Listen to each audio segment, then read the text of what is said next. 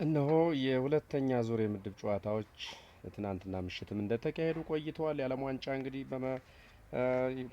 የዓለም እግር ኳስ ዋንጫ እንግዲህ እንደቀጠለ ነው። በአሁኑ ሰዓት የሚገርም ነው። ዋው ዋው ዋው ዋው! አስደናቂ ነበረ። ሪከርድ ሁሉ የተሰበረበት ሁለተኛው በዚህ 26ቱ የዓለም ዋንጫ ሌላ 13ኛ ጊዜ የሚካሄደው የዓለም ዋንጫ በሶስቱ ጥምረት ሀገሮች እየተካሄደ ያለ የዓለም ዋንጫ በካናዳ፣ አሜሪካ እና ሜክሲኮ አስገራሚ ክስተቶችን እያስተናገደ ይገኛል። በትናንትናውም ዕለት ሁለተኛው የዚህ ጨዋታ ገና ከመጀመሩ ገና በጥሎ ማለፍ ሁለተኛው ሀትሪክ ተሰርቷል። እሱንም እናቀርብላችኋለን። አስደናቂ ነበረ። ሌላው ግማሽ ደርዘን ጎልም ተቆጥሯል። ይህም ሌላው አስደናቂ ነገር ነው። እሱም በዝርዝር እናቀርብላችኋለን። ጨዋታዎችም እንደሚከተሉ እናቀርብላችኋለን። ሰላም ጤና ይስጥልን። ላይክ፣ ሸር፣ ሰብስክራይብ ያደረጋችሁ አድማጭ ተመልካቾቻችን እንደምን አረፈዳችሁ። ስዊዘርላንድ ቦስኒያ ሄርዞጎቪናን ጋር ያደረጉት ጨዋታ በሎስ አንጀለስ ኦፍ ስቴዲየም ነበረ የተካሄደው። ይህ ጨዋታ ኒውዚላንድ ከቦስኒያ ነበረ። ኒውዚላንድ በግራኒት ዣካ የአርሰናል የቀድሞ ተጫዋች በእሱ አምበልነት እየተመራች፣ ቦስኒያ ሄርዞጎቪና ደግሞ በኤደን ዜኮ እየተመራች ጨዋታቸውን አድርገው ነበረ። ስዊዘርላንድ የፊፋ መቀመጫ ናት። በዓለማችን ላይ ታላላቅ ድርጅቶች ታላላቅ ተቋማት የሚገኙባት አገር ስዊዘርላንድ የፊፋ መቀመጫ ናት። ቀይ መስቀልም በዚችው ሀገር ላይ ይገኛል። የሚገርም ነው። የተለያዩ ድርጅቶች መቀመጫ ናት ስዊዘርላንድ። ይኸውም በፊፋ ደረጃ 19ኛ ደረጃ ላይ በእግር ኳሱ ትገኛለች። 13ኛ የዓለም ዋንጫዋን እያከናወነች ይገኛል። በአሁኑ ሰዓት ቦስኒያ ሄርዞጎቪና በኤደን ዜኮ እየተመራች በአምበሉ ኤደን ዜኮ እየተመራች 73 ጎሎችን በማስቆጠር ለሀገሩ ቀዳሚ የሆነው ኤደን ዜኮ እየመራ ይገኛል። በፊፋ ደረጃ 64ተኛ ትገኛለች ቦስኒያ ሄርዞጎቪና ማለት ነው። ኮልማንና ሮበን ባስቆጠሩት ጎል፣ ግራኒት ዣካ ባስቆጠረው ጎል ስዊዘርላንድ 3 ቦስኒያ 1 ስዊዘርላንድ ቦስኒያን አሸንፋታለች 3-1 ማለት ነው። በዚህ ጨዋታ ምሽት ላይ የተደረገ ጨዋታ ነበር። ሌላው ለቦስኒያ ሄርዞጎቪና ማይኒ በ93ኛው አስቆጠረ። ሲቾዝኒ እና ሳውዝ አፍሪካ እንደገና ደግሞ ደቡብ አፍሪካ በመጀመሪያው ጨዋታ ተሸንፋ ነበረ። አሁን ነጥብ ተጋርታለች ማለት ነው። የሚገርም ምሽት ነው ያመሸነው። የዓለም ዋንጫ እያስደመመን ይገኛል። አወዛጋቢ ነገሮችን እያሳየን የሚገኝ የዚህ የ2026 ጨዋታ ለ23ኛ ጊዜ እየተካሄደ የሚገኘው የዓለማችን አንጋፋው የእግር ኳስ ጨዋታ በሚገርም ሁኔታ እየተካሄደ ይገኛል። ብዙ ውዝግቦችንም እያስመለከትን ይገኛል። ሌላው ምሽት ላይ እንዲሁ የተካሄደው ጨዋታ ፓኪስታን 1 ኮሎምቢያ 3 ካናዳ 6 ኳታር 0 ሌሊት 7 ሰዓት የተካሄደ ሌላ አስገራሚ ጨዋታ ነበረ። የሚገርም ነው። ካናዳ አዘጋጁ ሀገር እንግዲህ ግማሽ ደርዘን ጎል በኳታር ላይ የዛሬ 4 ዓመት በፊት በ22ኛውን የዓለም ዋንጫን ያዘጋጀችው ሀገር እንግዲህ በካናዳ 6-0 በግማሽ ደርዘን ጎል እንግዲህ አሸንፋታለች ማለት ነው። የሚገርም ነው። ይሄ በታሪክ በካናዳ ታሪክ ተደርጎ የማይታወቅ ነው።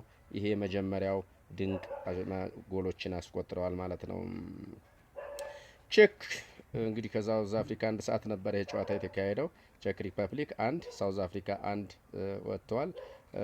ዛሬ እንግዲህ የሚካሄዱ ጨዋታዎችን እንጠቁማችኋለን። ከዛ በፊት ግን ሌሎች አንዳንድ አስገራሚ ክስተቶችን በዚሁ የዓለም ዋንጫ ላይ እናቀርባለን ማለት ነው።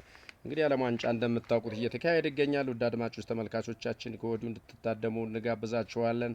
በቀጣይ ደግሞ ወደ ዋንጫ ግስጋሴውን በዝርዝር እናቀርብላችኋለን። የየምድባቸው እንግዲህ ይሄ ጨዋታ የሁለተኛ ዙር ጨዋታቸውን እያከናወኑ ነው የሚገኙት። የአንደኛው ምድብ ጨዋታ አልቋል። ሌላ ሁለተኛ እንግዲህ በዚህ ጨዋታ ላይ አስገራሚው ነገር የተፈጠረው ሁለተኛ ሀትሪክ በዚህ ጨዋታ ተፈጥሯል። ሊዮነል መሲ ነበር በባለፈው እንግዲህ በመጀመሪያው ዙር ጨዋታ ላይ ሊዮነል መሲ 3 ጎሎችን በማግባት እንግዲህ ለሀገሩ ለአርጀንቲና ሀትሪክ የሰራው ተጫዋች ነበር። አሁን ደግሞ ሌላ ሀትሪክ የሰራ ተጫዋች ተገኝቷል። በመጀመሪያው እንግዲህ የዓለም ዋንጫ የመክፈቻ ጨዋታ 3 ቀይ ካርዶች ታይተው ነበር። አሁን ቀይ ካርዱ ወደ 3 ከፍ ብሏል። የሚገርም ነው። ካናዳ በግማሽ ደርዘን እንግዲህ ያሸንፋለች ብለናቸዋል። ይህም ሌላው አስገራሚ ክስተት ነው። በጨዋታው ላይ የኳታር እንግዲህ ተጫዋቾች ሁለቱ በቀይ ወጥተውባታል። ካናዳ በታሪኳ ለመጀመሪያ ጊዜ ነው በዓለም ዋንጫ ይህንን የማሸነፍ እድል ስታገኝ። ብዙ ጊዜ አቻ ወይም ተሸንፋ ነበር የምትጨርሰው። ዘንድሮ ግን አዘጋጅ ሀገር ናት። በዚሁም ደግሞ የጨዋታውን በማሸነፍ ታሪክ ሰርታለች ማለት ነው። ጆናታን ዴቪድ ይባላል። እንግዲህ በጨዋታው ላይ ሁለተኛውን ሃትሪክ የሰራው የካናዳው ድንቅ ተጫዋች ሊዮኔል መሲ እንግዲህ ባለፈው ሃትሪክ ሰርቶ ነበረ። አሁን ደግሞ ሁለተኛው ሃትሪክ ተሰርቷል ማለት ነው በጆናታን ዴቪድ። ይህ ተጫዋች በጣም የሚገርም ተጫዋች ነው። ቤንትባት ሁድ የሚባል ነበር ከአሁን በፊት በ1930 ሃትሪክ የመጀመሪያውን ሃትሪክ እንግዲህ የሰራው በሰሜን አሜሪካ ታሪክ ውስጥ የመጀመሪያ ታሪክ የሰራው እሱ ነው። ሁለተኛውን እንግዲህ ይሄው ዴቪድ የሚባለው ተጫዋች ሰርቷል ማለት ነው። በዚህ ዓለም ዋንጫ ምን ይፈጠራል? በጣም ታሪካዊ አወዛጋቢ ነገሮች፣ የሪከርዶች መሰበር ሁሉ በዚሁ እየተካሄደ ይገኛል። እንግዲህ ካናዳና ኳታርን ስንመለከት ካናዳ ግብ የማስቆጠር ንጽጽሯን ስንመለከት 4.56 የኳታር 0.18 ግብ የማስቆጠር ሂደት ነበር ስንመለከት የነበረው። ካናዳ 33 የጎል ሙከራዎችን ስታደርግ ኳታር 2 የጎል ሙከራ ብቻ ነው ያደረገችው። ካናዳ 10 ኢላማውን የጠበቀ የጎል ሙከራ አድርጋለች።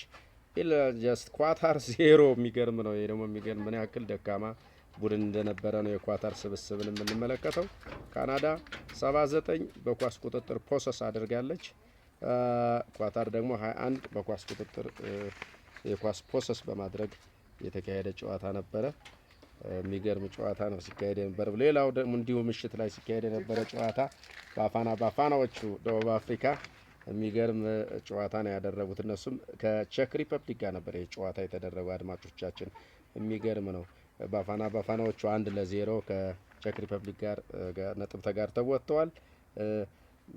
ሞክዴሌ በ86 ደቂቃ ነበር ያስቆጠረው። ለቼክ ደግሞ ሳትሊሊክ ነበር ገና በ6ኛው ደቂቃ ጎሉን ያስቆጠረው። የሚገርም ነበረ። የዛሬ ጨዋታዎችን ጠቁማችሁና እንግዲህ በቀጣይ ምን ይፈጠራል የሚለውን በሂደት እያየን የምንዘግብላችሁ ይሆናል። አድማጮቻችን ላይክ፣ ሼር፣ ሰብስክራይብ እያደረጋችሁ ዛሬ እንግዲህ አርብ ማለት ነው የሚካሄዱ ጨዋታዎች አሉ። አሜሪካ ከአውስትራሊያ ዛሬ 4 ሰዓት ምሽት፣ ከስኮትላንድ ከሞሮኮ 7 ሰዓት ከሌሊቱ የሚካሄድ ጨዋታ ነው። ብራዚል ከሀይቲ 9 ተኩል ሌሊት ላይ የሚካሄድ ጨዋታ ነው። ሌሎች ዜናዎችንም በሂደት እናቀርብላችኋለን። ሰላም ጤና ይስጥልን። ቻው